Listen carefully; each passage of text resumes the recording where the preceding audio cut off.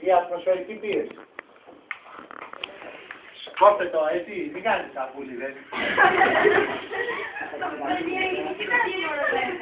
Από εδώ κοιτάζω, δεν κοιτάζω.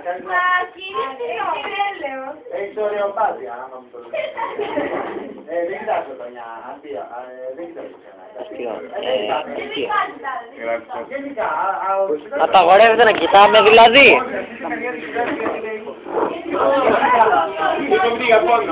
Λοιπόν, σταμάτα σε παρακαλώ, συνεχίσουμε.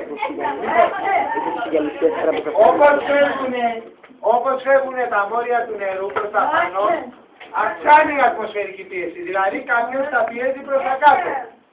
Άρα, το σημείο βρασμού τι θα πάθει, επαναλαμβάνω, φεύγουν τα μόρια του νερού, γιατί γίνεται βρασμός. Η ατμοσφαιρική πίεση απιέζει το νερό, το αντίστροφα. Άρα το σημείο βρασμού τι θα πάθει, θα μεγαλώσει, γιατί πρέπει να... θα μεγαλώσει, πρέπει να καζούν σε κάτω το μάτι για να ανέβει το νερό. Μπράβο, καταλάβαμε. Θα πρέπει δηλαδή το μάτι να το αυξήσουν, ζορίζεται τώρα ο βρασμός. Αυξάνοντας, προσέξτε να δείτε, αυτή την ιδιότητα την εκμεταλλευόμαστε στα λεγόμενα autoclaves, τα αυτόκλειστα στα νοσοκομεία. Επειδή το νερό βράζει στους 100 βαθμούς Κελσίου και η αποστήρωση, η γρήγορη αποστήρωση, δεν μπορώ να περιμένω εγώ μισή ώρα να αποστηρώσω χειρουργικά εργαλεία, αφού φύγει ο άλλος. Λοιπόν, σας παρακαλώ, σταματήστε.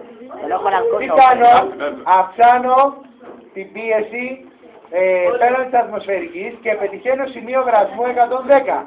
Πολύ υψηλό. Οπότε έχω νερό στους 110 βαθμούς. Οπότε δίνω το σταμάτα το νιά. Δίνω τα χειρουργικά εργαλεία σε 110 βαθμούς, τα βάζω στο νερό με 110 βαθμούς Κελσίου. Οπότε έχω αποστήρωση σε 2-3 λεπτά. Διαφορετικά με τους 100 βαθμούς έπρεπε να τα βάζω σε 20 λεπτά. Έτσι. Αλλά η αποστήρωση γίνεται στη μία. Λοιπόν, άρα τι γράφουμε. Άρα. Μεγαλώντας το δια... Αύξηση πίεσης.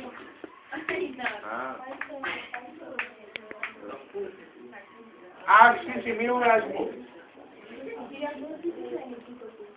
Πίεση. Πρέσα. Έτσι είναι το σύμβολο της πίεσης.